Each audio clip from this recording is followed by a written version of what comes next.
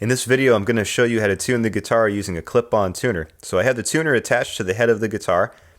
I'm going to turn it on, and just like I showed you in a previous video, I'm going to pluck only one string at a time, just the string that I want to tune. So I'll start with my low-sounding E string. This is the thickest string on the guitar.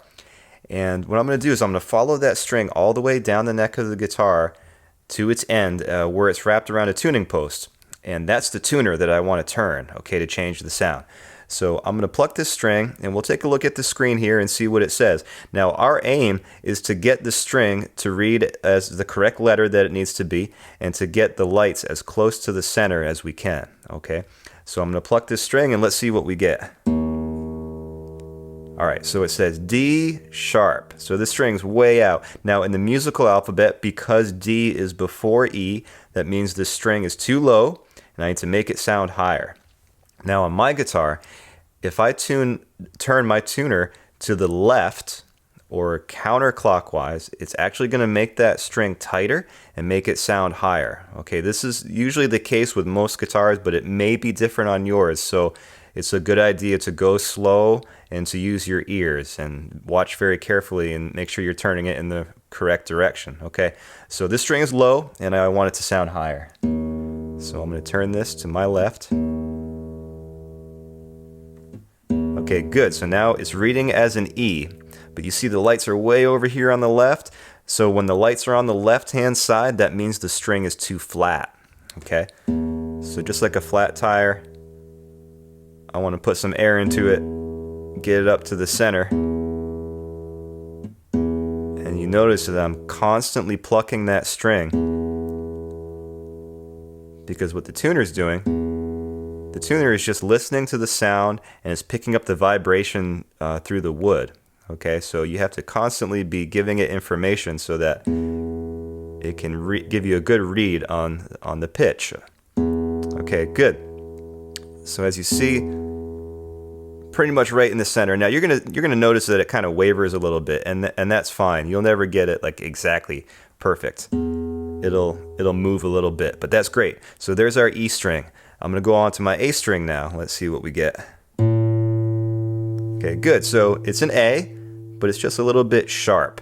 When the lights are on the right-hand side, it means the note is too sharp. Now, a good habit to get into, if your note is sharp, bring it down and purposely make it flat, and then bring it back up to being in tune. The reason why we want to do this is because all that's going on is you have a string wrapped around this post here, okay? And if you can tighten that string to where it needs to be, it's going to stay put much better and stay in tune better. Okay, great. So our A is in tune. Now I'm going to go over to D. Okay, so D also very sharp. You'll notice in the summertime and in the hotter weather, the guitar tends to go sharp, and that's because the wood and everything swells up, and that puts more tension on the instrument. So you'll find that, you know, if your guitar is in the heat quite a bit, oftentimes things will go sharp. So I'm going to pluck that string. I'm going to bring it purposely flat. See, it's too low. Then I'll bring it up to where it needs to be. Okay, a little bit, see how it went just a little bit too far? That's okay, I'm going to leave it there, and I'll tell you why in a little bit. I'm going to go over to G now. So G is on the other side of the head of this guitar. Okay, so look, it's reading it as an F sharp. All right, think of the musical alphabet again. F is before G, that means this note is too low. So I want to make it sound higher. Now we're in G land, which is good. I'm going to keep playing. Because the notes of the guitar get quiet really fast, you have to constantly be playing it. Good. See how it wavers a little bit? That's all right. The G is good. Let's go on to B now. Okay, now look, it's reading it as a C. Now, because C is after B in the alphabet, it means this string is too high. Now, we could be in danger of breaking this string if we keep cranking this and making it sound higher and higher, okay? So be really careful, especially with these thin strings. If that's reading as a C, I'm going to bring that down. Get it into B, and then bring it down even lower, making it B on the flat side, and then slowly bring it up. And that's good. We'll leave that for right now. We'll go on to our last string, our E string, our high E, right? The thinnest one. Okay, that one is reading as D sharp. It's too low. Let's bring it up very slowly. If you're afraid, keep your eyes clear of the strings if you're afraid of it snapping, but you'll be okay.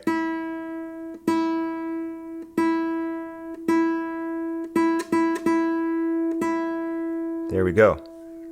Okay, now we've tuned the guitar once. Now you think you're done, but the guitar is basically just a box of wood with a bunch of strings attached to it. Okay, so it's very temperamental and can be kind of fussy.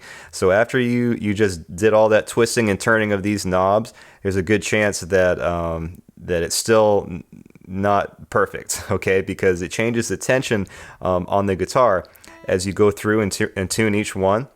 So it's possible that the first strings that we tuned might be a little bit out. So it's a good idea to double check them. So I'm going to go back. Okay, so that E is pretty good. The A is good. Wavering just a little bit. Like I said, that's all right. D. G is just a hair flat. B. Just a little bit sharp. I'll correct that. Good. And then E.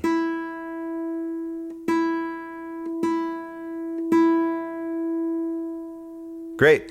Okay, so there you go. That's how you tune using a clip-on tuner.